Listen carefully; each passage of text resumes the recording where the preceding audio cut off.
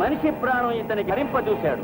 తనకు వ్యతిరేకంగా న్యాయం చెప్పవచ్చిన పెద్ద మనిషి మాటలు లెక్క చేయక అతన్నే చిత్రవద్ద చేసిన పాపాత్ముడు నంబర్ 308 నాగన్న. ఇతను కట్టుకున్న భార్య, 2 కన్నబిడ్డలు గల కుటుంబీకుడు.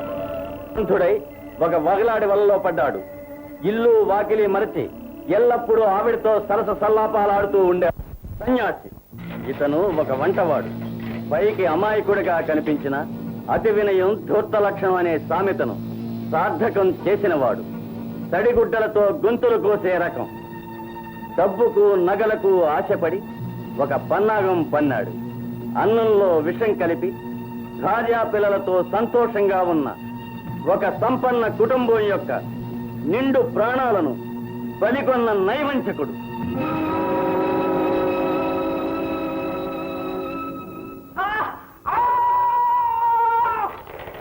ఖైదీ నంబర్ 254 సింహాద్రి. ఇతను ఒక క్షౌర కళోపాసకుడు. తన వృత్తికే కళంకం తెచ్చిన దౌర్భాగ్యుడు. క్షౌరం చేయడానికి ఒక శ్రీమంతుని ఇంటికి వెళ్ళాడు. అక్కడ ఇనపెట్టెలో ఉన్న నగలపైన, నోట్ల కట్టలపైన అతని దృష్టి పడింది. దురాశ రేకెత్తింది. ఆ ఐశ్వర్యాన్ని ఎలాగైనా తన వశం చేసుకోవాలనుకున్నాడు. క్షౌరం చేస్తున్న కత్తితోనే ఆ ధనవంతుని గొంతు కోసి ఆ సొమ్మును అపహరించిన దుర్మార్గుడు. సార్, నేను ఖైదీ నెంబర్ 460ని కూడా కోరుకుంటున్నాను సార్. వాట్? మిస్టర్ రాజు, నువ్వు భైరవుని తీసుకెళ్తావా? అతడు నరరూప రాక్షసుడు. నాకు తెలుసు సార్, కానీ అతన్ని కూడా నాతో తీసుకెళ్ళటానికి నిశ్చయించాను. My God! తీసుకురండి.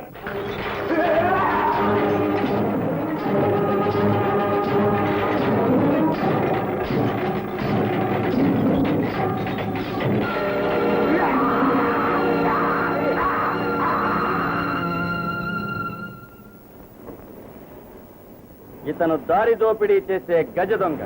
ప్రభుత్వానికి పట్టుబడకుండా 10 సంవత్సరాలు తప్పించుకు తిరిగిన ప్రముఖ నేరస్తుడు.